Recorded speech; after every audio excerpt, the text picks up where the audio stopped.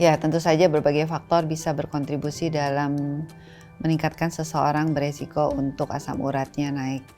Faktor genetik juga mungkin mempengaruhi walaupun dia tidak banyak, tapi faktor gaya hidup, faktor pola makan, faktor kurangnya beraktivitas fisik itu akan juga berkontribusi untuk seseorang asam uratnya naik. Kelebihan berat badan, terutama kelebihan lemak tubuh kita, itu akan berkontribusi juga untuk meningkatkan resiko seseorang mengalami asam uratnya naik.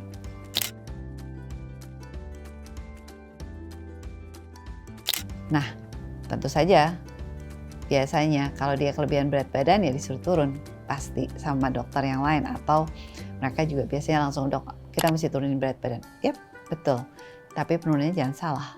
Karena kalau yang turunnya hanya otot dan air karena penurunan yang cepat, terlalu cepat, bisa saja asam uratnya malah makin naik.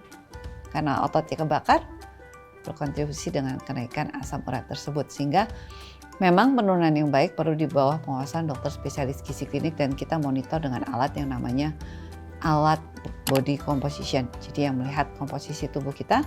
Jadi begitu turunnya cepat atau lambat atau berapapun penurunan yang terjadi, sebaiknya adalah penurunan lemak tubuh kita. Jangan sampai yang turun ototnya. Nggak menyelesaikan masalah. Jadi penurunan berat badan itu tidak segitu simpelnya nurunin makanan, naikin aktivitas, terus udah beres, tidak. Ada komposisi tubuh yang kita perlu perhatikan. Sehingga nutrisinya atau dietnya atau makanan yang perlu dikonsumsi itu akan menjadi personalized. Itu akan menjadi individual. Karena ada faktor yang perlu kita perhatikan.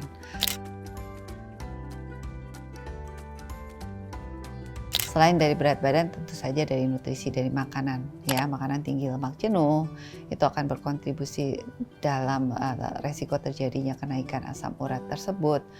Makanan yang mengandung seperti jeroan itu juga mengandung purin tinggi, itu akan berkontribusi dalam meningkatkan kadar asam urat seseorang.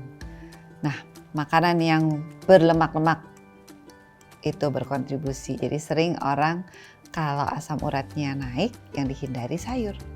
Padahal dari konsensus internasional sayur malah disarankan untuk dikonsumsi karena kontribusi sayur untuk terjadinya kenaikan asam urat itu lebih rendah dibandingkan kalau kita mengkonsumsi makanan-makanan yang misalnya jeroan.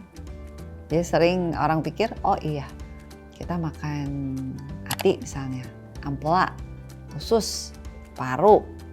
Mereka pikir oh ya udah lauk kita itu berkontribusi atas kenaikan kadar asam urat. Jadi bila asam uratnya tinggi, bila kita cek lab ternyata asam uratnya di atas normal, nomor 1 hindari dulu makanan jeroan. Ya, itu yang nomor 1. Nomor 2, makanan berlemak. Daging-daging berlemak itu kita hindari, atau makanan yang mengandung tinggi lemak jenuh, makanan bergoreng, bersantan, itu sebaiknya kita hindari atau batasi. Kita lebih memilih makanan yang mengandung lebih rendah purinnya. Biarpun di hewan itu biasanya ya tetap ada purin, tapi kita pilih yang lebih rendah lemak jenuhnya. Misalnya ikan laut atau ayam, kita pilih dada buang kulit, atau putih telur, tahu tempe. Silahkan, itu bisa kita pilih sebagai sumber protein kita. Nah, yang berikutnya, sayuran kita tetap butuhkan karena itu kita perlukan di situ. Jadi jangan salah, jangan asam urat tinggi yang dihindari sayur. Sayur itu penting, yang kita mesti hindari jeroan. Yang lainnya buah kita butuh. Tapi kalau kita mengkonsumsi buah tersebut dalam bentuk jus, ada fruktos di situ.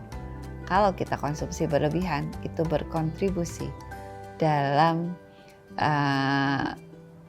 menghalangi atau menghambat proses penurunan asam urat kita. Jadi hindari jus, ya, dan kita konsumsi makanan bergizi lengkap dan seimbang. Hindari atau batasi makanan yang bergoreng-goreng atau bersantan atau mengandung lemak jenuh. Daging berlemak itu kita hindari. Kita hindari juga segala yang mengandung gula, kue, cake itu juga kita hindari. Segala yang mengandung alkohol, ya, alkohol kita hindari tuh. Sebaiknya sangat-sangat dibatasi atau hindari. Hal tersebut akan membantu untuk menurunkan kadar asam urat kita.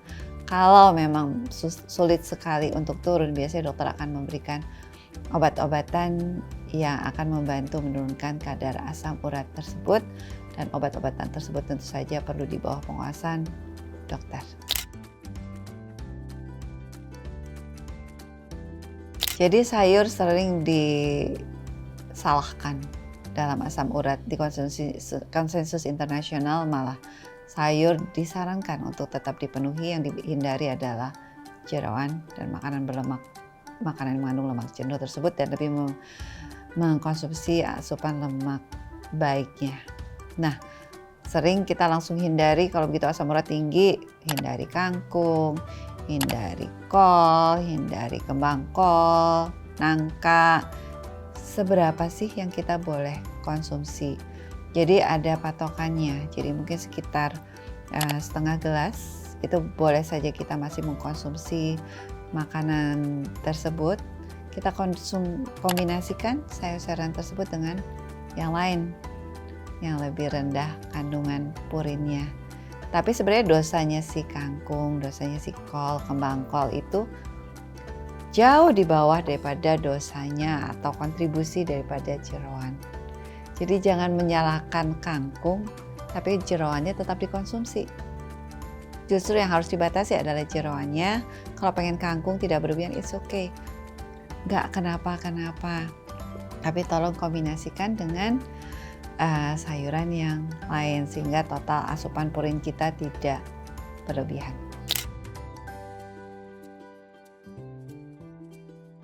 Jadi sering pada praktek saya sering dapetin seseorang yang asam uratnya di atas normal, itu biasanya pada pasien-pasien yang kelebihan berat badan itu sering banget.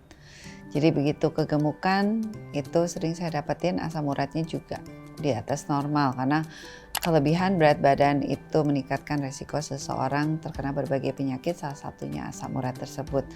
Dan apakah asam urat yang naik tersebut pada orang yang kegemukan hanya terjadi pada orang yang sudah tua? Tidak. Sering saya dapati juga anak-anak muda atau mungkin yang masih remaja, begitu dicek kadar asam uratnya sudah di atas normal. Jadi memang mesti hati-hati dengan kegemukan, karena itu mungkin salah satu sumber dari segala macam resiko penyakit. Jadi turunkan berat badan dengan benar dengan penurunan lemak tubuh.